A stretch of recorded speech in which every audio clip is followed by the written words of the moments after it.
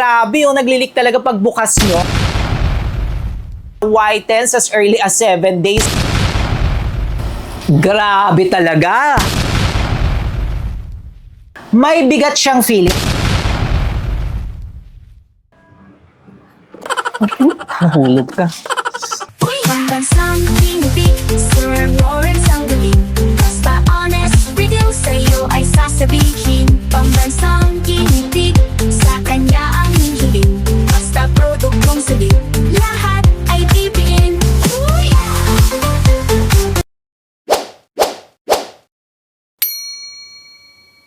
Hi mga kamuka! Tayo po'y nagbabalik. Ako po si Sir Lawrence, ang inyong pambansang human guinea pig. Heart, heart!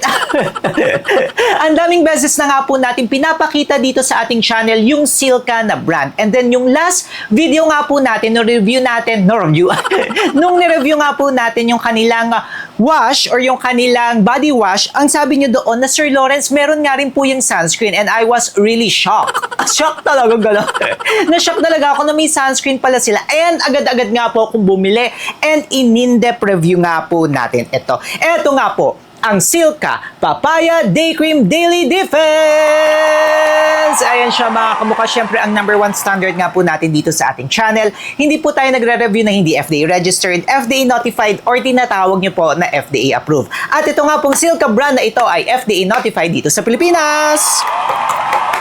By the way, simulan ko na nga rin po yung aking mukha. Simulan talaga yung aking mukha. Kasi nga po, i-review nga rin po natin. Pero in-depth pa rin po siya, mga kamukha. Now, gagamit po muna ako ng hypochlorous acid. Ang nire-review ko nga po ngayon is itong from Dr. O.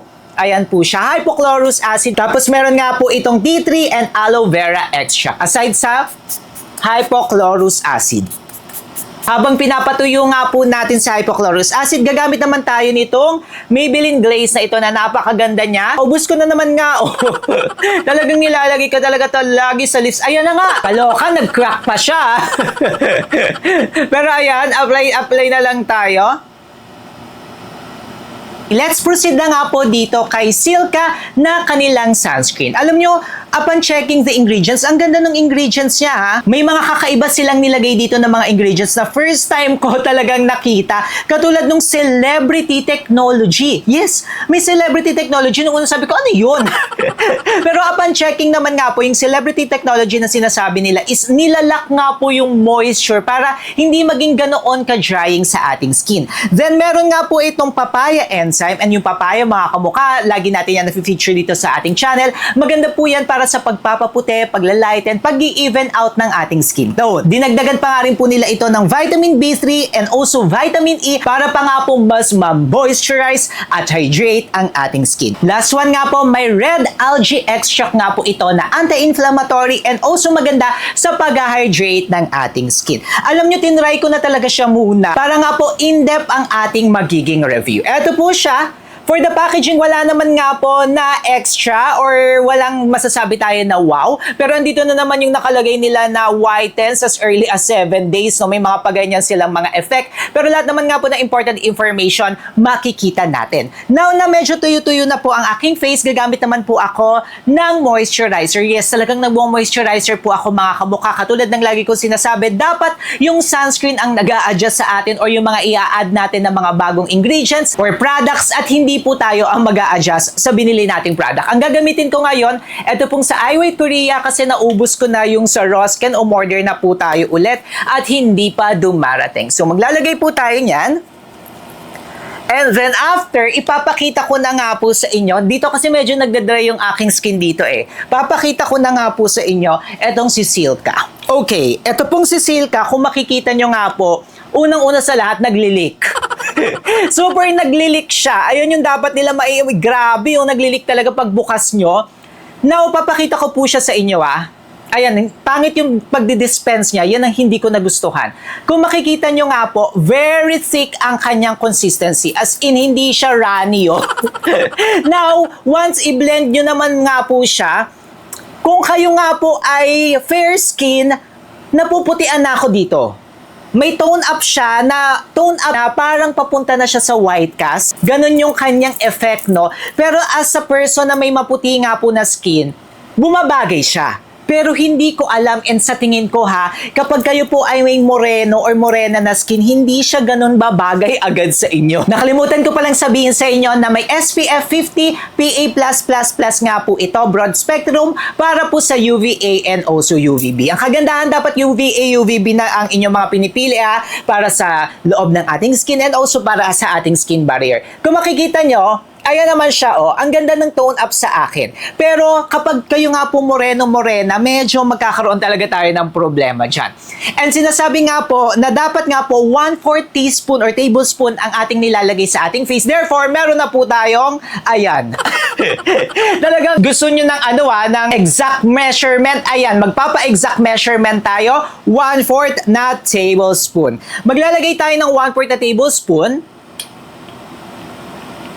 Ganyan nga po ang 1/4 na tablespoon. Maglalagay muna tayo sa left side ng aking face at sa right side ng inyong screen. Kalahati nga po niyan.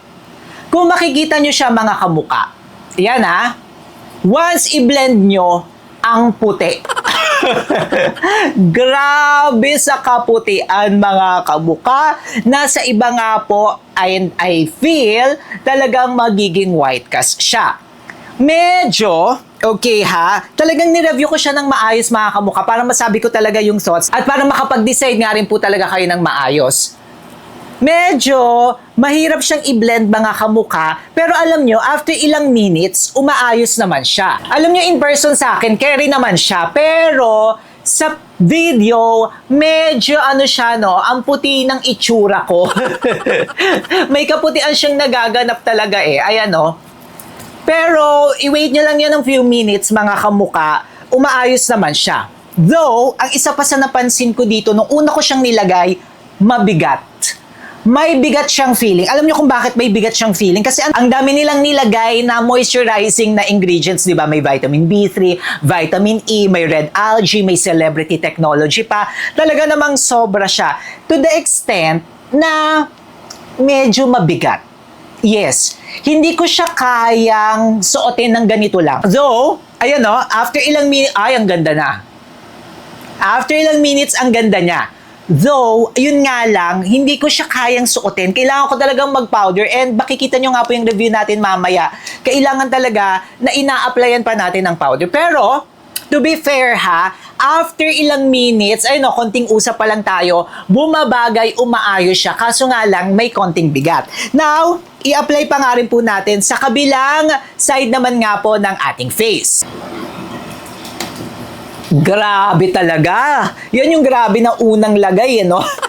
Tapos, ang thick talaga ng consistency niya. Yung consistency niya, ang bigat. Yun yung talagang una kong napansin sa kanya. Kaya, kung humid ang weather, medyo hindi nyo siya magugustuhan agad. Pero ako nga po, nireview ko siya ng maayos mga kamukha para makita talaga yung mga advantages, disadvantages. Pero ayan nga po siya. Kung makikita nyo, ayan, no, pag unang lagay, eto nilagyan natin, no? Pag unang lagay, ang puti niya talaga. Kaya good luck sa may mga sa inyong mga moreno or morena na skin. Dahil may mga natira pa nga po ng konti, kailangan talaga natin yung sairin. Sairin talaga. So lalagyan din natin ng ating tenga at ang ating kaleegan. Ako nga po yung nagbabalik. After few minutes nga po, eto na siya. Kapag nag-set na siya sa ating face, eto po siya. Pero ang napansin ko talaga, malagkit siya as is. Malagkit, and at the same time, medyo mabigat. Parang may dala-dala dito sa mukha mo, nakakaloka. Parang dala-dala mo ang problema ng Pilipinas. Ganun, ayan may lagkit, lalo na po ako na may combination skin type. Ito nga ang area na to, medyo dry pa siya. Pero, though itong dry area ko na ito, nagugustuhan niya itong product na ito. Pero ramdam mo yung bigat eh. Diyos ko, parang pinasa sa'yo yung problema ng Senado at gobyerno eh. Tapos to be honest, sa kamay, medyo malagkit nga po siya. And dahil dyan mga kamukat, ayoko naman itong masayang, di ba? Ang ginagawa ko nga po, dun sa review nga po natin, is nilagyan ko nga po siya ng powder or tinap ko ng powder and then winner test ko nga po. Panoorin nyo po. Hindi ko na kayo na-update kanina, pero ngayon nandito na nga po tayo sa Robinsons, Imus. Tapos hinahanap ko yung sa Fagler toy section kasi sa toy section may bibilin ako na mga Fagler toys. Yung Fagler, favorite ko yun. By the way, ito na siya. Parang mga 4 to 5 hours na nga po ito. Pero ayan pa rin siya. Parang lapit ko. Or after ilang hours, ayos naman siya. Dahil walang fogler, tayo ngayon ay magpapagupit na lang. Pero parang ang ikli pa ng hair ko, no? Pero kasi yan, ayusin na lang natin. Pagupit ako ngayon, dito ako sa TNJ for Tony and Jackie. Kakatapos lang natin, guys. Ang ganda ng gupit ko. So, lahat ng mga Tony and Jackie na branches ako pumupunta. Din ngayon, nasa Robinsons Imus ako. Now, lilipat naman ako sa Ayala Malls, Manila Bay kasi may mga gagawin pa tayo doon. May mga pupuntahan pa tayo. Pero after ilang hours, look at that. Ang ganda pa rin ng skin ko, di ba? Pero magre-reapply tayo siguro pagdating na natin doon sa Ayala Malls, Manila Bay. Kita kids, bye-bye. Eto nga no, nagugutom na ako guys. Nandito na ako sa Manila Bay. Pero I think after mga 7 hours, ayan, hindi na siya ganun kabigat. Unlike nung una ko siyang ginamit. Pero, at saka hindi na siya yung ganun kaputi. Oh. Wala nang white cast talaga or wala nang tone up. Okay siya so far. Pero kailangan nyo nga talaga maghintay. Medyo hassle siya, no? Pero yan, so far okay naman siya. Tapos walang breakout na nagaganap. Pero yun nga, medyo heavy siya. Now, umiinom ako at kumakain. Ayan, nag-mic na ako kasi medyo nahiya tayo. Pero ito siya, no? Ang napansin ko, nag-leak siya. Nag-leak, oh. Ayan, no? Nag-leak siya. Unang bukas pa lang siya. Nag-leak na siya. Ayan siya. Pero, feeling ko sa katawan, maganda siya. Pakita ko sa inyo. Ano tayo? Sa katawan. Nahulog ka. O, diba? Nahulog pa kayo, guys. Wait lang. Ayan siya. Mas maputi siya. Okay siya pag sa katawan. I tried din sa legs. Ganda niya. Okay din siya sa body. Hindi siya ganun kalagkit pag nasa body naman.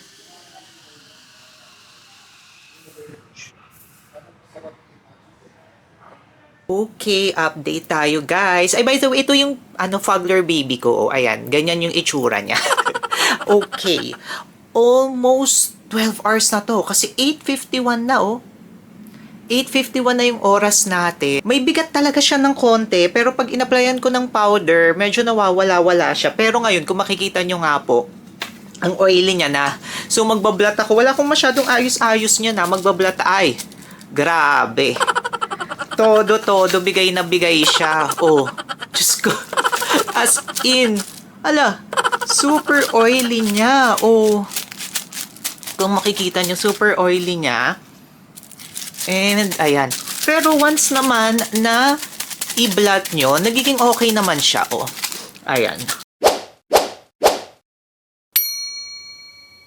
Tayo nga po yung nagbabalik at inayos ko na nga lang po yung ating face. Inayos ko na lang? Ano yun? Inayos ko nga po siya. Nilagyan natin siya ng powder and also nag-blush na nga lang din po tayo para meron nga po tayong kulay mga kamuka. Pero after few minutes, kung makikita nyo, maganda siya. Ayan o, maganda siya. Kaso nga lang, may konti talaga akong nararamdaman na bigat. Kapag wala, hindi konti mabigat talaga siya.